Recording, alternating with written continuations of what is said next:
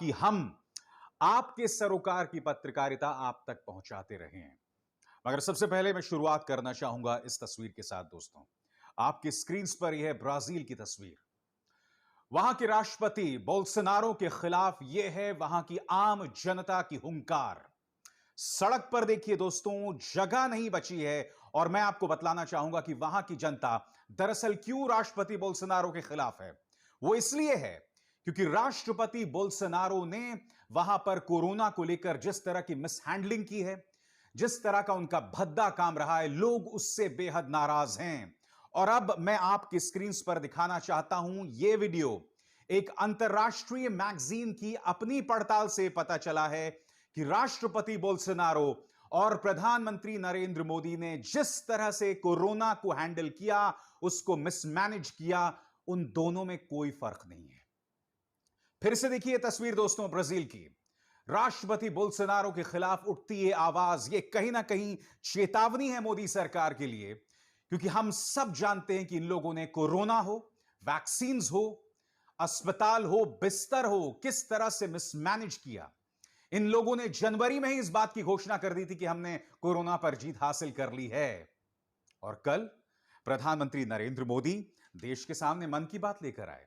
यही नहीं, राष्ट्रीय अध्यक्ष जेपी नड्डा भी आए। उन्होंने क्या कहा वो भी मैं आपको बताऊंगा, मगर सबसे पहले प्रधानमंत्री नरेंद्र मोदी ने मन की बात में कहा, उन्होंने कोरोना वॉरियर्स की तारीफ की, यानी कि वो लोग जो कि कोरोना के खिलाफ लड़ाई लड़ रहे हैं। उन्होंने हमारे डॉक्टर्स की तारीफ की।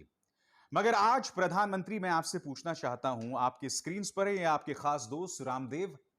रामदेव ने अपने ताजा बयान में यह कहा है जो इस वक्त आपके स्क्रीन पर है। और इस ताजा बयान में उन्होंने यह कहा है कि मुझे कोरोना की वैक्सीन की कोई जरूरत नहीं, क्योंकि मैं योग कर रहा हूं और मेरा आयुर्वेद में विश्वास है। आज मैं सवाल पूछना चाहता हूं प्रधानमंत्री से। प्रधानमंत्री, कांग्रेस ने सिर्फ इतना कहा था कि जब तक एक वैक्सीन का तीसरा फेज पूरा ना हो जाए, जनता को वो वैक्सीन ना दी जाए। और आपने कांग्रेस के खिलाफ, यानी कि भारतीय जनता पार्टी ने कांग्रेस के खिलाफ ये दुष्प्रचार चलाया। और वो दुष्प्रचार क्या था? वो दुष्प्रचार ये था कि कांग्रेस वैक्सीन में अड़ंगे डाल रही है, जबकि वो सिर्फ ये कह रही थी कि आप तीसरे चरण को तो पूरा कर लो, तभी वो लोगों को लगाओ।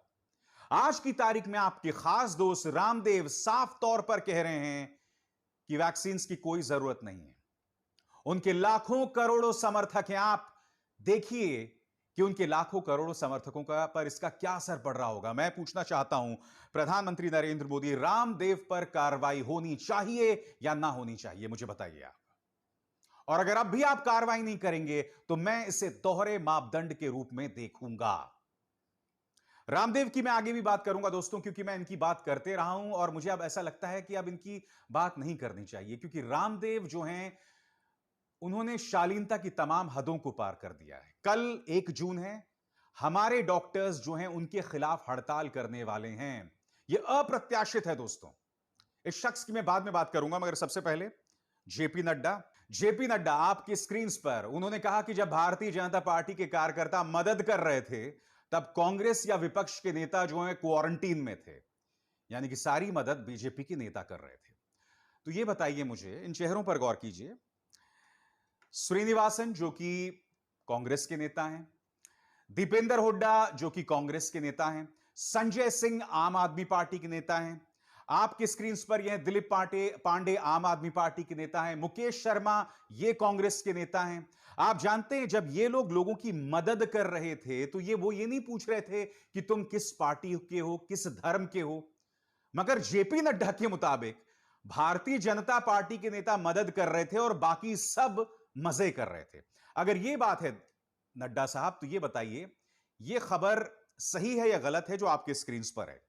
कोरोना पर डैमेज कंट्रोल में जुटी भाजपा, कार्यकर्ताओं से कह रहे नड्डा जमीन पर उतरिए, आईटी सेल से भी छवि चमकाने में जुटा। खबर क्या है दोस्तों? बहुत अहम खबर है। द इंडियन एक्सप्रेस में छपे कॉलम दिल्ली कॉन्फिडेंशियल के मुताबिक राज्य पदाधिकारियों और जिला नेताओं के साथ हुई बैठक में भाजपा अध्यक्ष जेपी नड्डा ने इस मुद्दे को गंभीरता से लेते हुए अपने नेताओं और कार्यकर्ताओं की जमीन पर उतरने और लोगों की मदद करने की नसीहत दी। इसके अलावा भाजपा अध्यक्ष की नसीहत के बाद आईटी सेल, जो अब तक विपक्षी नेताओं पर हमला करने और सरकार की छवि चमकाने में जुटा हुआ था, वो भी अब सेवा ही संगठन वाला हैशटैग ट्विटर पर चलाने में जुट गया। ये बताइए, आपका ये बयान कौन सी तारीख को आया? मैं आपको बताता हूं। आपका ये बयान आया है 20 मई को।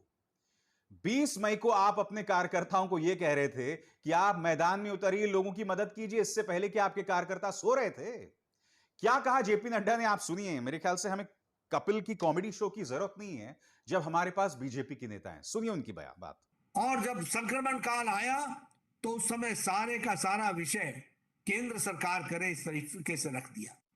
इनकी कोशिश रहती है कि जनता को गुमराह किया जाए, जनता को बरगलाया जाए, जनता को रास्ते से भटकाया जाए। लेकिन भारतीय जनता पार्टी का कार्यकर्ता बहुत ही मैच्योर कार्यकर्ता है, संवेदनशील कार्यकर्ता है, संवेदनाओं के साथ काम करता है और अपने जान को जोखिम में लगा करके काम करता है।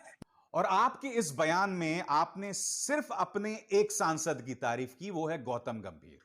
जी हां, कि गौतम गंभीर तो बहुत अच्छा काम कर रहे हैं। हालांकि गौतम गंभीर के बारे में दिल्ली हाईकोर्ट ने क्या कहा आपकी स्क्रीन पर, कि जिस तरह से गौतम गंभीर दवाइयों की जमाखोरी कर रहे हैं, क्या यह सही तरीका है? और सिर्फ गौतम गंभीर इस आरोप के अहाते में नहीं है। देवेंद्र फडणवीस पर रेमडेसिविर को की जमाखोरी का आरोप था। यही नहीं, वो बांद्रा के एक पुलिस स्टेशन में पहुंच गए थे जब ब्रुक फार्मा के एक मुलाजिम को पुलिस ने अपने हिरासत में ले लिया था।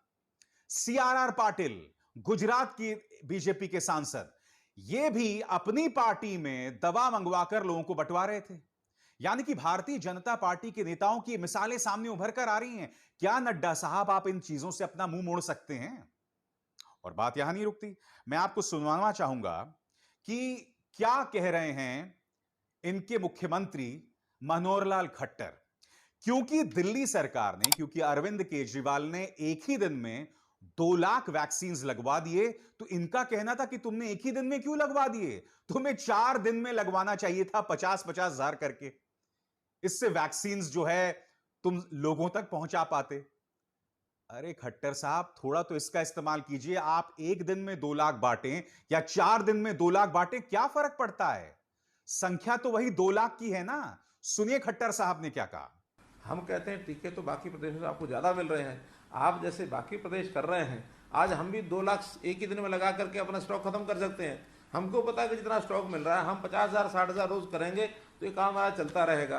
तो ये सूझबूझ अरविंद केजरीवाल को रखनी चाहिए। वो सूझबूझ रखने के बजाय राजनीति करने का उसका मानस है, वो करता है। दोस्तों, प्रॉब्लम यह है भारतीय जनता पार्टी के नेताओं के साथ कि ये लोग सिर्फ और सिर्फ प्रचार कर रहे हैं और इसके अलावा कुछ नहीं। अब देखिए संबित पात्रा ने क्या कहा है। Congratulations Rahul Gandhi, Congress mission accomplished. वो ऐसा क्यों कह रहे हैं? क्योंकि पाकिस्तान के एक न्यूज चैनल ARY ने चलाया है, Pakistan detects first case of Indian Covid variant.